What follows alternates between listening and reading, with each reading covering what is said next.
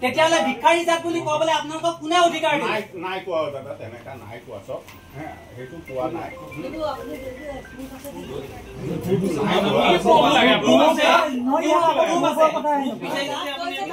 মানে কি আপুনি কি বুজাব বিচাৰিছে? আমি ধেমালি কৰিছো বুলি ভাবিছে নেকি? মানে তেওঁ এতিয়াও মানি লোৱা নাই, মানে মানি লোৱা নাই। আপুনি মানি লোৱা নাই নেকি? মানি লোৱা নাই। কি ৰ'ব? ইমানখিনি দল সংগঠন অহাৰ পিছত আপুনি বিশ্বাস কৰি ল'ব পৰা নাই, মানে এনে ক'ব নেকি? ইমানখিনি মানুহ ৰাইজ এনে আহিব নেকি আপোনাৰ?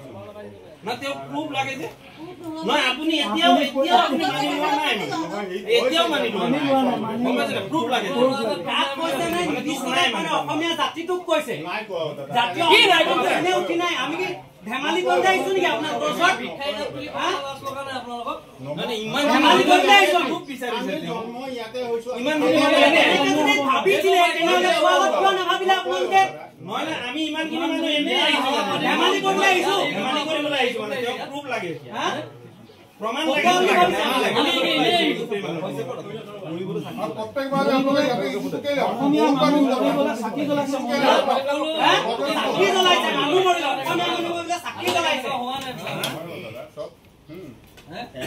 ইমানখিনি মানুহ অহাৰ পিছত আপুনি কমচে কম ইমানটো আপুনি স্বীকাৰ কৰিব লাগিছিলে যে মোৰ ল'ৰাটোৱে ভুল কৰিছে, হয় এইখিনি কথা কৈছে, তেওঁক এতিয়া প্ৰমাণ লাগে। ইমানখিনি মানুহৰ আগত তেওঁক প্ৰমাণ লাগে।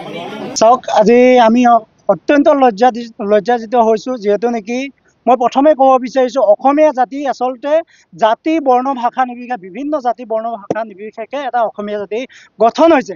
কিন্তু আজি এই অভিষেক শৰ্মা যিজন আগৰৱালা, তেখেতে আমাৰ অসমীয়া জাতিক যেনেদৰে তুচ্ছ তাচ্ছিল্য কৰিছে, আমি প্ৰথমে ধিক্কাৰ দিছোঁ। বোকাখাতৰ সকলো সংগঠনে আমি তেখেতক প্ৰথমে ধিক্কাৰ জনাইছোঁ। আৰু তেখেত যিজন অভিষেক আগৰৱালা, যিজন স্বত্বাধিকাৰী, তেখেতে যদি ৰাজহুৱাভাৱে বোকাখাত চাৰিআলিত যেতিয়ালৈকে ক্ষমা নোখোজে, তেতিয়ালৈকে এই যি দোকান, যি তেখেতসকলে বিজনেছ কৰি আছে যিখন দোকানত, এইখন দোকান তেতিয়ালৈকে বন্ধ থাকিব। আৰু অতি সোনকালে তেখেতক আমি এই মাধ্যমৰ যোগেদি অৱগত কৰিব বিচাৰিছোঁ, অতি সোনকালে যদি তেখেতে ৰাজহুৱাভাৱে ক্ষমা নোখোজে, তাৰ কিন্তু পৰিণাম তেখেতে ভুগিব লাগিব। আচলতে আপোনালোকে চাওক, পুষ্কৰ অট'মোবাইলৰ যি স্বত্বাধিকাৰী আমি অভিষেক আগৰৱালা, তেখেতে যি বোকাখাতবাসী, বোকাখাত এখন খুব শান্তিপ্ৰিয় জেগা, ইয়াত কোনো পধ্যে ইয়াত আগত এনেকুৱা ৰেকৰ্ড নথকা এখন শান্তিপ্ৰিয় জেগাত যদি এনেকুৱা ব্যক্তিসকলে এনে মন্তব্য কৰি এই সমাজখন যদি বিশৃংখল সৃষ্টি কৰে, এনেকুৱা ব্যক্তিক সঁচাকৈ ৰাজহুৱাভাৱে ক্ষমা খুজি আৰু অনাগত দিনৰ ভৱিষ্যতে যাতে এনেকুৱা কোনো কথা ক'ব নোৱাৰে, তাৰ প্ৰতি তেখেতসকলক লিখিতভাৱে আমি লিখা বিচাৰি আমি এই প্ৰতিবাদ সাব্যস্ত কৰিছোঁ।